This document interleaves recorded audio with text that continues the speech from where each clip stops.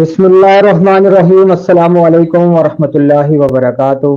سبحان اللہ والحمد للہ ولا الہ الا اللہ واللہ اکبر ولا حول ولا قوۃ الا باللہ۔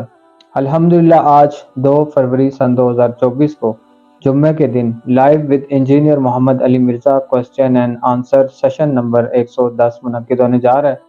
تو انجینئر محمد علی مرزا صاحب کو لائیو سٹریم کے ساتھ کنیکٹ کرتے ہیں اور چلتے ہیں آج کے سیشن کی طرف۔ السلام علیکم ورحمۃ اللہ وبرکاتہ علی بھائی۔ جی وعلیکم السلام ورحمۃ اللہ وبرکاتہ، ولا حول ولا قوۃ الا باللہ، اللہم صلی علی محمد وعلی آل محمد۔ اچھا بلال بھائی، آج کا جو کوسچن آنسر سیشن ہے اس کو سٹارٹ کرنے سے پہلے ایک کریٹیکل ٹاپک میں چاہ رہا ہوں ڈسکس کر لوں، جو اکثر سسٹرز کی طرف سے سوال آتا ہے مختلف شکلوں میں، اور اس پہ پچھلے دنوں آپ لوگوں نے خلا سے متعلق ایک ویڈیو بھی اپلوڈ کی تھی، تو میں چاہ رہا ہوں اس حوالے سے جو کریٹیکل چیزیں ہیں ان کو ایک ترتیب کے ساتھ ڈسکس کر دوں۔ دیکھیں، جس طریقے سے اللہ تعالیٰ نے مرد کو یہ اختیار دیا ہے کہ وہ اپنی بیوی کو طلاق دے کر اپنے نکاح سے نکال سکتا ہے، بالکل اس طریق کے اوپر اللہ تعالیٰ نے عورت کو بھی اختیار دیا ہے کہ وہ اپنے خاوند سے خلا لے سکتی ہے۔ اب اس حوالے سے فقہ حنفی والے تو بہت ایکسٹریم کے اوپر ہیں، ان کا موقف تو یہ ہے کہ جب تک خاوند طلاق نہیں دے گا خلا واقع نہیں ہوگی، اور اگر خاوند طلاق نہیں دیتا تو قاضی کو، یعنی جو جج ہے، اس کو کوئی اختیار نہیں تنسیخ نکاح کرنے کا۔ تو اس کا تو منطقی انجام فقہ حنفی کی روح سے یہی بنتا ہے کہ پھر وہ مرد اسے غلام بنا کے پوری زندگی رکھے گا، اور خلا کا جو بیسک کانسیپٹ ہے وہ تو ختم ہی ہو جائے گا۔ اگر خلا کو خاوند کی مرضی کے ساتھ جوڑ دیا جائے پھر عورت کا تو رائٹ ختم ہو گیا، خاوند کے پاس تو آلریڈی طلاق والا اختیار موجود ہے۔ فقہ حنفی میں جہاں نکاح اور طلاق کے حوالے سے کچھ اور بلنڈرز ہیں، ان میں سے ایک بلنڈر یہ بھی ہے۔ اسی طریقے سے ایک بہت بڑا بلنڈر جس سے اب فقہ حنفی والوں نے رجوع کر لیا، مفتی تقی عثمانی صاحب بھی ان دلیر لوگوں میں شامل ہیں جنہوں نے امام ابو حنیفہ رحمۃ اللہ علیہ کے فتوے کو ریجیکٹ کرتے ہوئے امام مالک رحمہ اللہ کے فتوے کو ایکسیپٹ کیا ہے۔ ایون الازہر یونیورسٹی جو ہے مصر کی، اس میں بھی حنفی علماء امام مالک کے فتوے کے مطابق چلتے ہیں، اور ظاہر ہے وہ فتویٰ بھی، یعنی امام مالک ہے، اس کو اب مزید بھی بہتر کیا جا سکتا ہے۔ فتوے کا مطلب ہوتا ہے ایکسپرٹ اوپینین، وہ قرآن و سنت کا معاملہ نہیں ہوتا، وہ اجتہاد کا ہوتا ہے۔ اور وہ مسئلہ ہے کہ ایسی عورت جس کا خاوند گم جائے اور اس کا کوئی اتا پتہ نہ ہو، تو امام ابو حنیفہ رحمۃ اللہ علیہ کے نزدیک ایسی عورت 90 سال تک انتظار کرے گی، اور 90 سال کے بعد اسے اجازت ہے کہ وہ دوسری شادی کر لے۔ تو میرا خیال ہے اللہ کا شکر ہے کہ گوروں کو یہ مسائل نہیں پتا، ورنہ تو وہ ہمارا مذاق اڑائیں، اور پھر جب ملحدین ان باتوں کا مذاق اڑاتے ہیں تو لوگ کہتے ہیں کہ یہ اسلام کا مذاق اڑا رہے ہیں۔ اسلام کا مذاق تو ان لوگوں نے اڑوایا ہے کہ جنہوں نے اس قسم کے نان سینس فتوے دیے ہیں، اور ان سے بڑے بیوقوف وہ ہیں جو فتوے پچھلے آلموسٹ 1200 سال سے لے کے چل رہے ہیں۔ خیر، اب مفتی تقی عثمانی صاحب نے بھی مانا کہ نہیں، یہ تو ظلم کے اوپر مبنی ہے کہ 90 سال انتظار کرے، اور ساتھ امام حنیفہ نے فرمایا کہ اگر 90 سال انتظار نہیں کر سکتی تو اس کے شوہر کے جتنے ہم عمر لوگ ہیں جب تک وہ فوت نہیں ہو جاتے اس وقت تک انتظار کرے، یعنی بات وہی دوسرے انداز میں کر دی۔ تو اس طرح تو دنیا کا نظام نہیں چل سکتا۔ امام مالک کا فتویٰ ہے کہ 4 سال تک انتظار کرے گی، اور ظاہر ہے کہ یہ فتویٰ بھی ایک پرانا فتویٰ ہے، آج کے دور میں تو 4 سال انتظار کرنے کی ضرورت ہی نہیں ہے۔ اس ماڈرن دور کے اندر کسی شخص کو تلاش کرنا کوئی پرابلم نہیں ہے، ہمارے پاس ڈیوائسز موجود ہیں، اور اگر کوئی شخص گم شدہ ہو چکا ہے اور پولیس اس کی پیروی کرتی ہے تو چند ایک مہینوں میں پتہ چل جاتا ہے، زندہ مردہ اس کو دریافت وہ کر لیتے ہیں کسی نہ کسی طریقے سے۔ تو میرے اعتبار سے تو یہ 4 سال کی مدت بھی بہت زیادہ ہے۔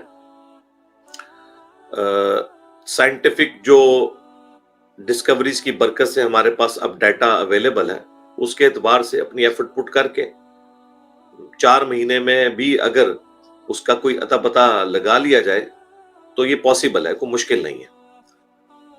خیر، حنفیوں کے لیے تو یہی کافی ہے کہ مفتی تقی عثمانی صاحب جو پلانٹ ارتھ پہ دیوبند کے سب سے بڑے مفتی ہیں، انہوں نے تو امام حنیفہ کے اس فتوے کو دیوار پہ دے مارا ہے، کیونکہ امام حنیفہ کا اپنا قول تھا کہ میری کوئی بھی بات قرآن و سنت کے خلاف ہو تو اسے دیوار پر دے مارو، تو یہ قرآن و سنت کا یہ بیسک عقل کے بھی خلاف تھا ان کا فتویٰ۔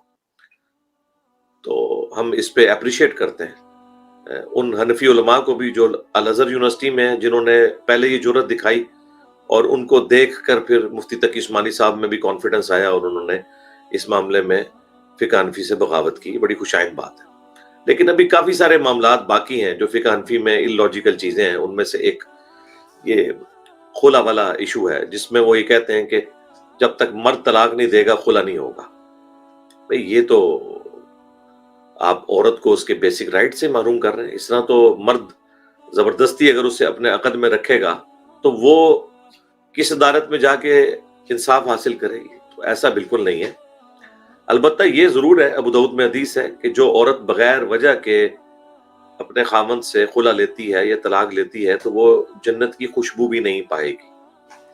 یعنی اس چیز کو ایمفسائز کیا گیا ہے کہ کوئی سالڈ ریزن ہونی چاہیے جس کی بنیاد کے اوپر وہ یہ کر رہی ہے۔ مثلا خامند بد اخلاق ہے، مارتا پیٹتا ہے، خرچہ نہیں اٹھا سکتا، اس طرح کے باقی کئی سارے معاملات ہو سکتے ہیں، اور عورت کا یہ رائٹ ہے کہ وہ خلا لے لے۔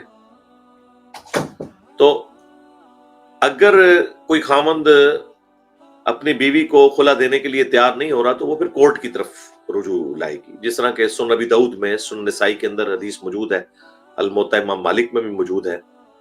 یہ مین سٹریم کی اہل سنت کی 3 کتابیں ہیں کہ نبی علیہ السلام فجر کی نماز کے بعد جب مسجد سے نکلے تو ایک عورت کھڑی تھی، آپ نے پوچھا تو بتایا گیا یہ فلاں کی بیوی ہے۔ اس نے عرض کیا کہ اللہ کے رسول، میں اپنے خامند کے ساتھ نہیں رہنا چاہتی۔ تو نبی علیہ السلام نے اس کے خامند کو بلوایا اور پھر آپ نے اس عورت سے کہا کہ تم حق مہر اسے واپس کر دو اور ٹھیک ہے یہ اپنی عدت گزارے۔ تو یہ حدیث واضح ثبوت ہے کہ حق مہر پھر اس عورت کو واپس کرنا ہوگا اپنے خامند کو جو خلا لے گی، جو اس نے حق مہر لیا ہوا تھا۔ اور دوسری بات یہ پتہ چلی کہ اس میں قاضی جو ہے، جو جج ہے، وہ انٹروین کر کے اس معاملے کو سیٹل کروائے گا۔ ظاہر ہے وہ خامند تو نہیں دے رہا تھا، جب ہی وہ نبی علیہ السلام کے پاس شکایت لے کے آئیں، اس وقت تو قاضی آپ ہی تھے، جج تو آپ ہی تھے صلی اللہ علیہ وآلہ وسلم۔ ابو داؤد میں پورا ایک چیپٹر ہے تفصیلی خلا کے اوپر، اس میں پھر آگے چل کے آتا ہے کہ نبی علیہ السلام نے جو خلا والی عورت ہے اس کی عدت 1 مہینے تک مقرر فرمائی ہے، اگر وہ پریگننٹ نہیں ہے تو 1 مہینے تک وہ عدت اپنی گزارے گی۔ اس کے بعد، اور ظاہر ہے یہ عدت اس وقت سٹارٹ ہوگی کہ جب اس کو خلا ملا ہے اپنے خامن سے۔ اگر وہ ناراض ہو کے گھر آئی ہوئی تھی تو یہ نہیں وہ کہہ سکتی میں تو 3 مہینے سے آئی ہوں تو لہٰذا میرا مہینہ پورا ہو چکا ہے، نہیں، جس دن خلا والا معاملہ اسٹیبلش ہوگا اس دن سے یہ سٹارٹ ہوگی۔ اور المصنف ابن ابی شیبہ کے اندر صحابہ اور تابعین کے فتاوی موجود ہیں کہ یہ جو خلا ہے وہ ایک طلاق بائن کے ایکویلنٹ ہوتا ہے۔ ایک طلاق بائن کا مطلب یہ ہے کہ اس میں اب مرد اس عورت کی طرف رجوع نہیں کر سکتا، طلاق بائن کے ایکویلنٹ ہوگا، طلاق رجی کے ایکویلنٹ نہیں ہوگا۔ طلاق رجی اگر ہو تو پھر عدت کے اندر خامند رجوع کر سکتا ہے، یعنی اگر کسی مرد نے اپنی بیوی کو طلاق دی ہے تو وہ 3 مہینے کے اندر یا 3 حیض کے اندر وہ رجوع کر سکتا ہے بغیر عورت کی مرضی کے۔ البتہ 3 مہینے کے بعد وہ بائن ہو جاتی ہے طلاق، پھر عورت کی مرضی، اگر 1 یا 2 طلاقیں ہوئی ہیں تو اسی خامند سے دوبارہ نکاح کر سکتی ہے نئے حق مہر کے ساتھ، اور چاہے تو کسی اور مرد کے ساتھ شادی کرے۔ لیکن خلا کے کیس میں ایک طلاق بائن اسی وقت اسٹیبلش ہو جاتی ہے جس طرح ہی قاضی اس کے لیے ڈیسیژن کرتا ہے، یعنی وہ مرد رجوع نہیں کر سکتا اس کی طرف، وہ بائن ہو چکی اور 1 مہینے وہ اپنی عدت گزارے گی اور اس کے بعد پھر وہ جہاں چاہے نکاح کر سکتی ہے، اور چاہے تو اس مرد کی طرف بھی لوٹ سکتی ہے دوبارہ سے نئے نکاح کے ساتھ، کیونکہ یہ 3 طلاق کے ایکویلنٹ نہیں ہوتا خلا، یہ 1 طلاق کے ایکویلنٹ ہوتا ہے۔ وہ مسند امام شافعی میں موجود ہے حضرت عثمان غنی رضی اللہ تعالیٰ عنہ کا فتویٰ اس حوالے سے، اور ظاہر ہے اس میں امپلائڈ ہے جو اس کا بیسک رول ہے، اس میں تو ظاہر ہے جب ایک طلاق بائن کے ایکویلنٹ ہے تو پھر رجوع تو نہیں ہو سکتا، لیکن وہ عورت اس خامند کے ساتھ دوبارہ شادی کر سکتی ہے، چونکہ خامند نے خود سے طلاق نہیں دی ہوئی بلکہ عورت نے اس سے خلا لیا ہے، تو خلا والے کی عدت جو ہے وہ 1 مہینہ ہوگی۔ اب ہمارے اس معاشرے کے اندر وقتاً فوقتاً ہم تک اس طرح کی باتیں پہنچتی ہیں کہ مرد یعنی بڑے ظالم ہوتے ہیں، عورتوں کو خلا نہیں دیتے، اور پھر جان بوجھ کر کورٹس کی طرف سے جب انہیں سمن آتے ہیں تو وہ کورٹس کو رسپانس نہیں کرتے، پھر جا کے شور شرابہ بھی کرتے ہیں کہ جی مجھے تو نوٹس ملا ہی نہیں تھا، حالانکہ انہیں پتا ہوتا ہے، ظاہر ہے بیوی جب گھر سے ناراض ہو کے میکے چلی گئی ہے تو اگر خامند اس بیوی کو رکھنا چاہے تو ظاہر ہے اس کی تو رات کی نیندیں پھر حرام ہو جائے گی۔ تو میں تو عذرائے تفنن اپنی بیوی سے کہتا ہوں الحمدللہ ہماری شادی کو 19 سال ہو چکے ہیں، اور کبھی ایک دفعہ بھی ہمارے درمیان کوئی ناراضگی والا ایلیمنٹ نہیں ہوا الحمدللہ۔ تو میں نے تو اپنی بیوی کو پہلے دن سے یہ بات کی، اور بار بار میں کہتا ہوں کہ اگر تو مجھ سے ناراض ہو کے گئی تو میں نے تو تیرے والد والدہ کے گھر کے باہر جا کے خیمہ لگا لینا ہے، اور اس وقت تک نہیں اٹھنا جب تک کہ وہ ساتھ نہیں بھیجیں گے۔ تو اگر انسان یعنی بیوی کی قربانیوں کو سمجھتا ہے تو اس کا ایٹیچیوڈ یہی ہونا چاہیے کہ بھئی ہم نے کچھ بھی نہیں کرنا، ہم نے تو سیدھا جا کے آپ کے گھر کے باہر بیٹھ جانا ہے خیمہ لگا کے، اور جو بھی راستے میں پوچھے گا کہ خیمہ کیوں لگا اسے بتائیں گے کہ بھئی بیوی واپس نہیں کر رہے ہماری، ٹھیک ہے، تو پھر مجبور ہو کے وہ کو رضامندی والا ایلیمنٹ کریں گے۔ چلیں یہ میں نے آپ کو ایک ٹوٹکا بھی بتا دیا ہے، اگر کسی کی بیوی ناراض ہو کے چلی جائے تو یہ والا آپ نسخہ اپنائیں۔ میں نے کچھ لوگوں کو بتایا تھا، بڑا کارگر ثابت ہوا ہے الحمدللہ، بلکہ وہ خیمہ کی صرف دھمکی دی ہے تو اس سے کام بن گیا، خیمہ لگانے کی نوبت بھی نہیں آئی۔ اچھا، بہرحال اس طرح کے جو خدا نخواستہ ایسے معاملات ہوتے ہیں تو یہ ظاہر شیطان کی طرف سے اس طرح کے معاملات ہو جاتے ہیں، میاں بیوی میں ناچاکی، بعض کا جینون وجہ بھی ہوتی ہے، اسی لیے قرآن نے اس کا راستہ کھلا رکھا ہے۔ اگرچہ ابو داؤد میں حدیث ہے کہ اللہ تعالیٰ کو حلال چیزوں میں سب سے ناپسندیدہ طلاق ہے۔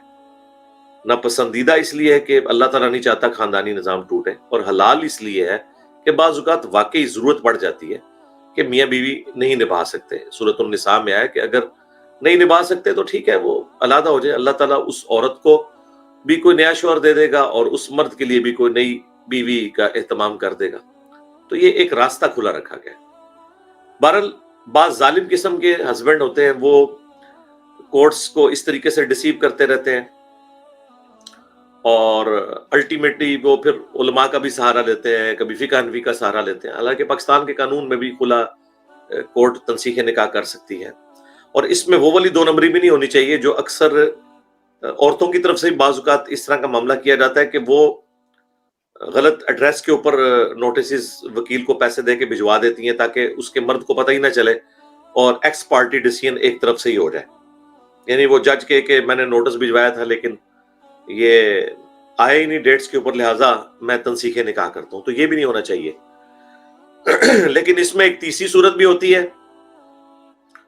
اور وہ یہ ہوتی ہے کہ بعض اوقات وہ مرد یعنی عورت کو اتنا تنگ کرتا ہے کہ عورت کے پاس کوئی اور چارہ نہیں ہوتا، وہ نوٹسز بھی بھجواتی ہے سب کچھ، لیکن مرد پھر وکیلوں کے ذریعے، مولویوں کے ذریعے ایسے ایکسٹرا جوڈیشل طریقے اڈاپٹ کرتے ہیں کہ وہ جج بھی فیصلہ دینے کے لیے آمادہ نہیں ہوتے، وکیل بھی بھاگ جاتے ہیں۔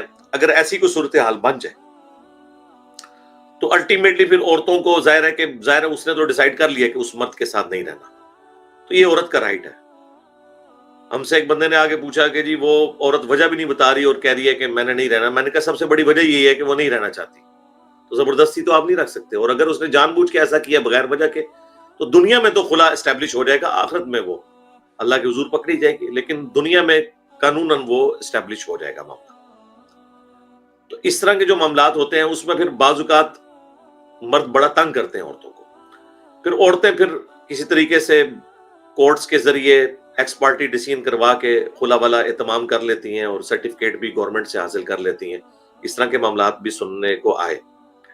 لیکن باقی سارے کے سارے معاملات دیکھنے کے بعد اگر وہ ایسا کرتی ہیں تو ظاہر ہے کہ ان کے پاس اور کوئی چارہ نہیں ہے، تو پھر اس طرح کا بھی جو खुला वाला मामला है वो स्टैब्लिश ही तसव्वुर होगा, और चूंकि उसके पास अब एक डॉक्यूमेंट आ गया, डॉक्यूमेंट फाइनल अथॉरिटी है, उस डॉक्यूमेंट के होते हुए वो कहीं भी 1 महीने की इद्दत पूरी करने के बाद शादी कर सकती है, और कानूनन उसे कोई चैलेंज नहीं किया जा सकता, क्योंकि डॉक्यूमेंट गवर्नमेंट की तरफ से इशू होता है, और अगर डॉक्यूमेंट के बगैर कोई ऐसा करता है तो जाहिर है कि कानूनन तो वो जुर्म है, निकाह पर निकाह वाला मामला तो हो नहीं सकता। लेकिन डॉक्यूमेंट का आ जाना इस बात का सबूत है कि ठीक है, गवर्नमेंट ने उसको एक्सेप्ट कर लिया।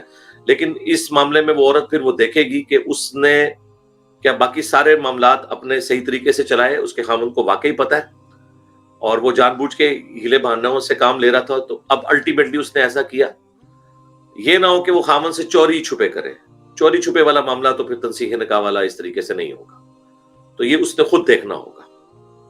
उसके बाद फिर ये है कि फिर वो आजाद है, जाहिर है उसके पास डॉक्यूमेंट है, और वो शादी कर सकती है जहां भी, और उसे कानूनन भी कोई चैलेंज इस हवाले से नहीं कर सकता। लेकिन औरतों के अंदर भी सब्र और शुक्र की कमी वाला भी बाज़ औक़ात मामला होता है। औरतें चूंकि दुनिया की तरफ जल्दी माइल हो जाती हैं, खामदों के साथ बुरे वक्त में गुजारा करना उनके लिए मुश्किल हो जाता है, तो अच्छे वक्त को याद करें। इंशाल्लाह अगर वक्ती तौर पे कोई बुरा वक्त आया तो फिर अच्छा वक्त आ जाएगा, तो सब्र शुक्र करके जिंदगी गुजारनी है। देखें उम्महातुल मोमिनीन ने भी तो नबी इस्लाम के साथ फक्र में जिंदगी गुजारी है, तो ये वाले सारे मामलात भी देखने चाहिए। तो अगर आप अल्लाह ताला को जस्टिफाई कर सकते हैं ना, तो ठीक है, फिर आपका राइट है। इस तरीके से अगर मर्द अल्लाह को जस्टिफाई कर सकता है कि मैं अपनी बीवी को क्यों छोड़ रहा हूं, तो ठीक है, वो बिस्मिल्लाह करे, लेकिन 3 तलाकें ना दे। 3 तलाकें इकट्ठी देना हराम है। हत्ता के सुन्न नसाई में हदीस है, एक साहबी ने नबी इस्लाम के जमाने में 3 तलाकें दी, आपको इतना गुस्सा आया और आपने फरमाया मैं जिंदा हूं और अल्लाह की हदों को तोड़ा जा रहा है। तो एक दूसरे साहबी खड़े, उनका या रसूलल्लाह अगर आप मुझे इजाजत दें तो मैं इसे कत्ल कर दूं जिसने अल्लाह की हदों को तोड़ा है। इससे आप रसूलुल्लाह के गुस्से का अंदाजा लगाएं। यार आपने कत्ल तो नहीं करवाया, लेकिन इकट्ठी 3 तलाकें देना गुनाह है। अगरचे देने से एस्टैब्लिश हो जाएंगी, लेकिन ये देना गुनाह है। तलाक हमेशा एक ही देनी चाहिए। एक तलाक देने के बाद 3 महीने के बाद बीवी आजाद हो जाएगी, चाहे तो आपकी तरफ दोबारा से वो निकाह कर ले, चाहे तो किसी और मर्द की तरफ, लेकिन एटलीस्ट एक रास्ता तो खुला रहेगा। तो 3 तलाकें इकट्ठी देते हैं, वो 3 मिनट बाद ही पता चल जाता है काम गलत हो गया, फिर वो जाके अहले हदीसों से वो फतवे लेते हैं हरामे के, जिस तरह के हनफियों से हलाले के फतवे लेते हैं, अहले हदीसों से हरामे के फतवे लेते हैं। हरामा ये कि 3 तलाकें दे बैठे हैं और आप वो कह रहे हैं कि वो 3 एक शुमार होगी, वो एक जाली रवायत को लेके। बिल्कुल साहबा का इजमा है कि इकट्ठी 3 तलाकें 3 ही तसव्वुर होगी, बिल्कुल इसमें कोई दूसरी राय नहीं है। आप देखें शेख जुबैर अली ज़ई साहब इतने बड़े अहले हदीस आलिम थे, इस मसले में उनको क्लियर था ये बात, और मुझे अक्सर कहा करते थे कि अहले हदीस का एक ही मसला है जो इजमा उम्मत के खिलाफ है, अहले सुन्नत के इजमा के, और वो ये 3 तलाक का मसला है। वो इस मसले को नहीं मानते थे। उनके शागिर्द गुलाम मुस्तफा ज़हीर साहब, जो इस वक्त नासबियत का झंडा उठाए हुए हैं और सारे नासबियों के उस्ताद हैं, वो भी इकट्ठी 3 तलाकों को 3 तसव्वुर करते हैं। उनके अपने भांजे या भतीजे ने इकट्ठी 3 तलाकें दी थी, तो उन्होंने मुझे खुद बताया कि मैंने एस्टैब्लिश करवा दी थी। तो अहले हदीस भी जो मुहक्किक उलमा है वो भी 3 को 3 ही तसव्वुर करते हैं। शेख जुबैर साहब ने तो मिशकात की दूसरी जिल्द में जो तलाक वाला चैप्टर है उसके फुट नोट के ऊपर बकायदा लिख दिया है, जब इब्ने अब्बास के पास एक शख्स आया कि मैंने अपनी बीवी को इकट्ठी 100 तलाकें दी हैं, तो उन्होंने फरमाया 3 की वजह से हमेशा के लिए तेरी बीवी हराम होगी, 97 तलाकें तूने अल्लाह के साथ मजाक किया। अब इब्ने अब्बास तेरा क्या करे? इब्ने अब्बास भी ये बात मानते थे। लिहाजा जो मुस्लिम की हदीस है, नबी इस्लाम के जमाने में 3 एक तसव्वुर होती थी, हजरत अबू बकर और उमर के जमाने में भी, फिर हजरत उमर ने 3 को 3 किया। उसके रावी इब्ने अब्बास हैं, और इब्ने अब्बास अपनी रवायत को खुद समझते हैं। इब्ने अब्बास इकट्ठी 3 तलाकों को 3 ही तसव्वुर करते थे। वो जो मुस्लिम की हदीस है वो गैर मदखूला के लिए, ऐसी औरत जिसके साथ मर्द ने सोबत ना की हो, उसको दी गई 3 तलाक एक ही तसव्वुर होगी। यानी फिर एक तसव्वुर होगी का मतलब यह है कि दोबारा उस मर्द के साथ वो शादी कर सकती है अगर रुखसती नहीं हुई। इमाम नसाई ने मुस्लिम शरीफ की हदीस लेके उसमें बाब बांधा है कि ये हदीस उस औरत के लिए जो गैर मदखूला, यानी जिसके साथ मर्द ने सोबत नहीं की, रुखसती नहीं हुई भी, उसको हम भी मानते हैं कि इकट्ठी 3 तलाकें उसकी एक तसव्वुर होगी। तो ये मैं मसाइल इसलिए बयान कर रहा हूं कि ये उम्मन लोगों को इन मसाइल से गुजरना पड़ता है। तो मैं सिस्टर्स से भी रिक्वेस्ट करूंगा कि सब्र का दामन थामे, हत्तुल इम्कान कोशिश करें कि तलाक तक नौबत ना आए, और मैं अपने भाइयों से भी कहूंगा कि सब्र का दामन थामे, हत्तुल इम्कान कोशिश करें कि खुला तक नौबत ना जाए। मुस्लिम शरीफ में हदीस है कि शैतान का तख्त पानियों पे लगा हुआ है, اور شام کے وقت آ کے اس کے سارے چیلے اسے خبر دیتے ہیں آج ہم نے فلاں شخص سے فلاں گناہ کروایا، فلاں سے فلاں. وہ اتنا خوش نہیں ہوتا. کوئی کہتا ہے میں نے چوری کروائی، کوئی کہتا ہے میں نے شراب پلوا دی. ایک چیلا آ کے کہتا ہے کہ آج میں نے میاں بیوی کے درمیان علیحدگی کروائی. تو شیطان کہتا ہے کہ اصل کام تو نے کیا.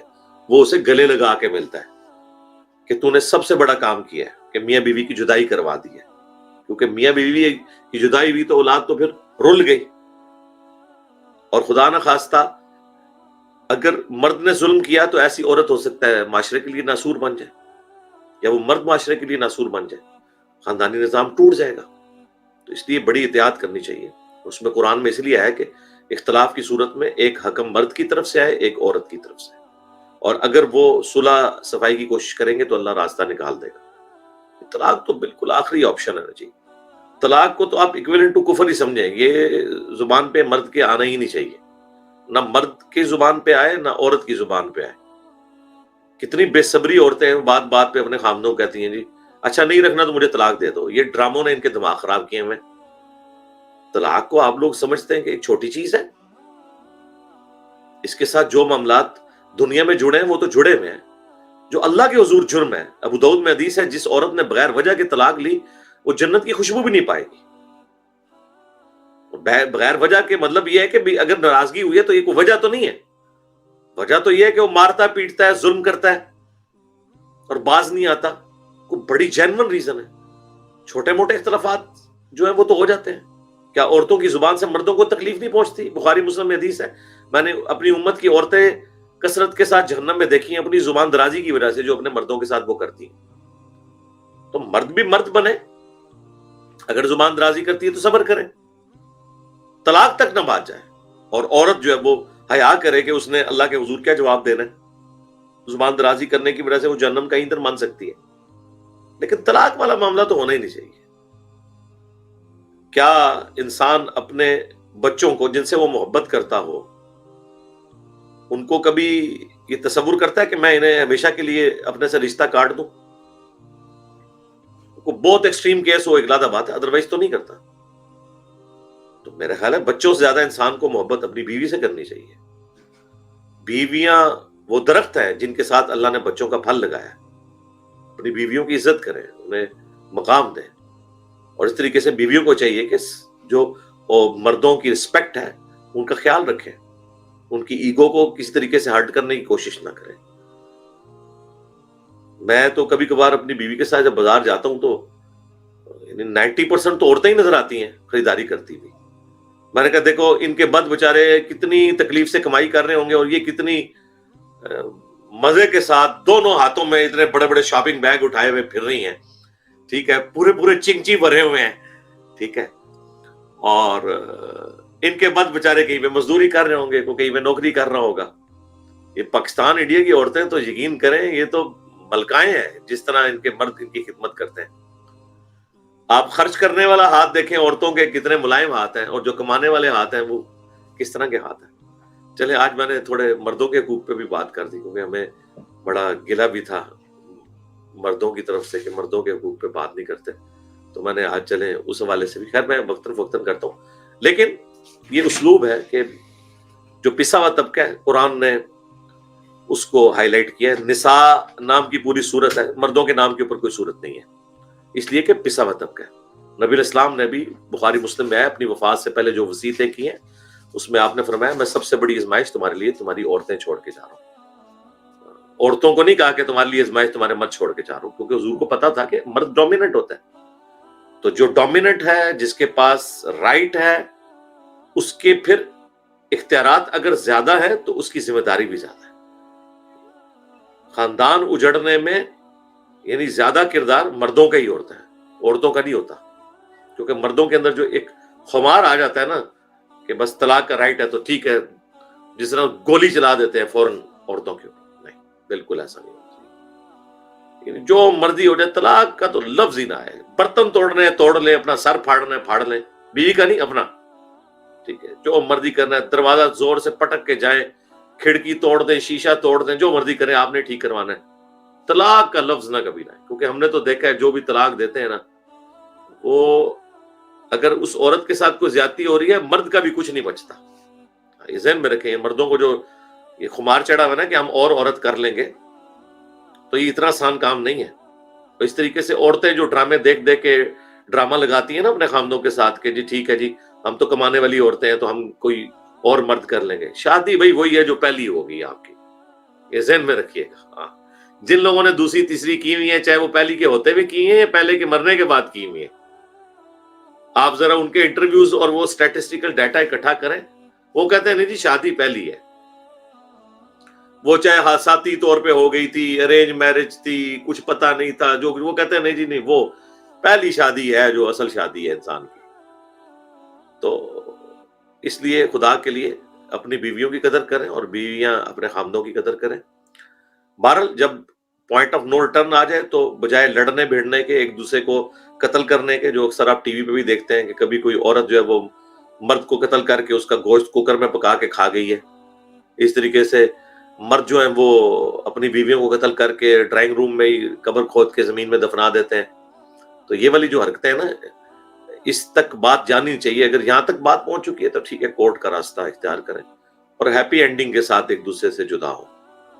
لیکن یہ مردوں کے اندر ایسا خناس ہوتا ہے کہ وہ عورتیں بیچاری خلا بھی لے لیں, وہ پھر اگر کہیں اور شادی کریں تو وہاں جا کے ان کا گھر اجاڑنے کی کوشش کرتے ہیں. یار تم لوگوں نے مرنا نہیں ہے, تم نے اللہ کو منہ نہیں دکھانا, اس طرح کا ظلم کرتے ہیں. اور بعض اوقات وہ غیرت کے نام کے اوپر جا کے کہتا بھائی غیرت کون سی, بے غیرت آدمی, اگر تیرے میں اتنی غیرت تھی تو اپنی بیوی کو اپنے سے الگ نہ ہونے دیتا نا. میں کہتا ہوں کہ اگر کسی کی بیوی بھاگ بھی گئی ہے کسی مرد کے ساتھ, اس کی بنیاد پہ آپ اسے قتل تو نہیں کر سکتے. آنر کلنگ تو اسلام میں کوئی نہیں ہے. کلنگ تو صرف اس صورت میں ہو سکتی ہے کوئی مرتد ہو گیا ہے, یہ شادی شدہ زانی ہے اور وہ بھی کورٹ کے تھرو ہوگا. غیرت کے نام کے اوپر قتل کروا دیتے ہیں اور اس طرح کے معاملات کرتے ہیں. تو ان کا اسلام سے کوئی تعلق نہیں, جاہل لوگ ہیں, اسلام کا نام ویسے ہی مس یوز کرتے ہیں. تو یہ میں نے چند ایک باتیں اس لیے کی کہ ہمارے پاس یعنی وقتاً فوقتاً اس حوالے سے سوالات آتے ہیں اور سسٹر سے ریلیٹڈ ہیں چونکہ یہ چیزیں, اس کا الگ سے بھی آپ ایک کلپ بنا دیں تاکہ لوگوں کو یہ بیسک مسائل اس حوالے سے پتہ چل جائے. اب اللہ کا نام لے کے شروع کریں جی آپ آج کا سیشن.